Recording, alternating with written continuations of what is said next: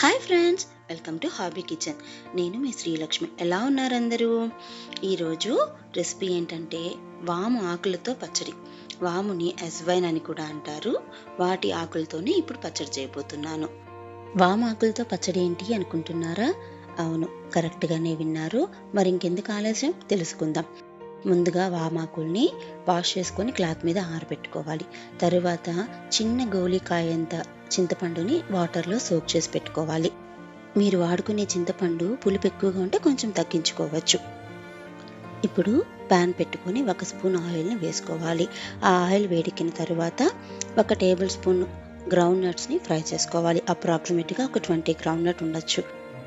Ground నట్టు కొంచెం fry అయిన తరువాత 3 నుంచి 4 పచ్చిమిర్చిని చిన్న ఘాటు పెట్టుకొని ఫ్రై చేసుకోవాలి.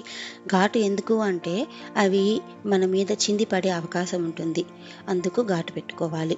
తరువాత ఒక 2 ఎండుమిర్చిని వేసుకొని ఫ్రై చేసుకోవాలి. అవి అన్నీ బాగా మిక్స్ చేసుకుంటూ ఫ్రై చేసుకోవాలి, లేకపోతే ఓవర్గా ఫ్రై అయ్యే ప్రమాదం ఉంది. ఆ తర్వాత 1 స్పూన్ ధనియాలు, 1 స్పూన్ నువ్వులు యాడ్ చేసుకొని ఫ్రై చేసుకుందాం. అవి అన్నీ మిక్స్ చేసుకుంటూ ఫ్రై చేసుకోవాలి. ఓవర్ రోస్ట్ కానికుండా మిక్స్ చేసుకుంటూ చూసుకోవాలి, లేకపోతే టేస్ట్ స్పాయిల్ అయిపోతుంది. ఇప్పుడు ప్లేట్లోకి తీసుకొని అన్నిటినీ చల్లారనిద్దాం. తర్వాత మళ్ళా అదే ప్యాన్లో 2 స్పూన్స్ ఆయిల్ వేసుకొని ఆయిల్ వేడెక్కిన తర్వాత మనం ముందుగా రెడీ చేసి పెట్టుకున్న వామాకుల్ని అందులో వేసుకోవాలి. వామాకుల్లో మనకి చాలా సుగుణాలు ఉంటాయి. దగ్గుకి, జలుబుకి మనం వాడుతూనే ఉంటాము వామాకుల్ని.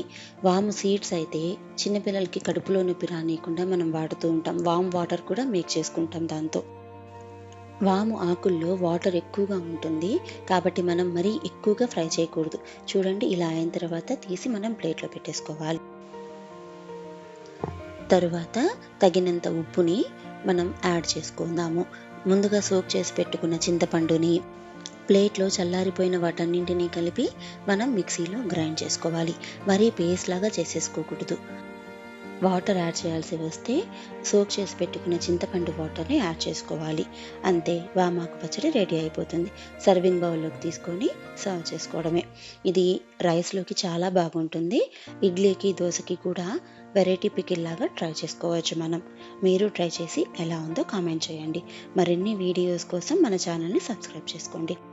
బెల్ సింబల్ని మర్చిపోకుండా క్లిక్ చేయండి. కొత్త వీడియోస్ అప్లోడ్ చేసినప్పుడల్లా మీకు నోటిఫికేషన్ వస్తుంది.